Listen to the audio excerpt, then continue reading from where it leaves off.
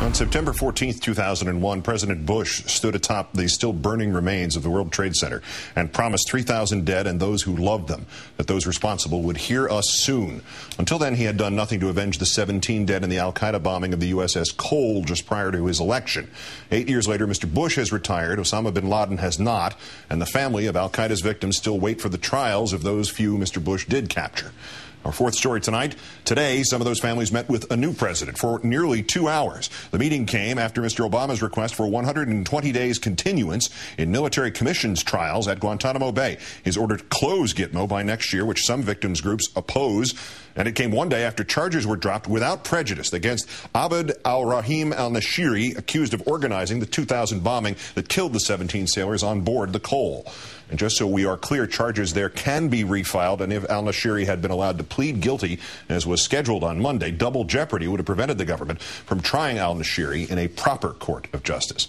With us tonight, Valerie Luchnikovska, forgive me for doing that to your name. Her 37-year-old nephew, Adam Arias, died on September 11th trying to escape from the World Trade Center. She's a member of the September 11th Families for Peaceful Tomorrows, and she participated in that meeting today with President Obama. Thank you for taking some time with us tonight. Thank you for having me here. We want to know, obviously, what happened, but set the stage first. What was the point of the meeting, and what were you hoping for? Well, the point of the meeting, I think, was for President Obama to get a feeling and to meet any questions that 9/11 family members might have, and USS Cole people as well.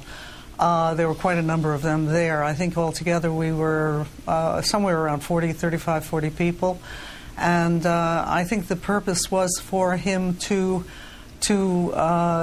make contact with us. One of the people from one of the family members from the Cole mentioned this was the only time I heard a little bit of anger in someone's voice there.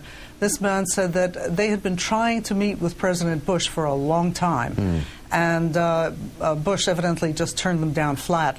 And everyone in the room was extremely appreciative of this meeting. I don't think many of us had very much of an idea of how it was going to take place.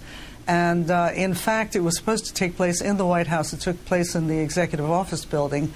And we really didn't even know, we weren't sure that we were going to meet with the president.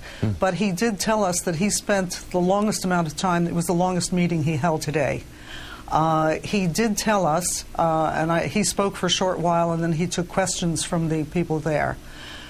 He mentioned that he wanted to tell us why he closed Guantanamo, because Guantanamo is a physical symbol, he said, of a lot of things that went wrong, and it has become intertwined, I think he said entangled, with the feelings about Abu Ghraib, and he wants to disentangle that, and he wants to essentially to restore our relations with peoples around the world who have not been looking at us with a very good eye.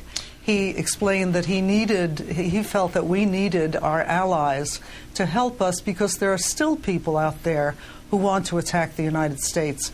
And we need our allies to be with us all the way and help us isolate those people and help us find them and stop them from anything they might want to do. Did you get the sense that obviously everybody could not be satisfied in these sort of circumstances, but did you get the sense that everybody was satisfied that they'd been heard? I was extremely satisfied that everyone was like that. I know a number of the people who were there, and they are of wildly differing opinions.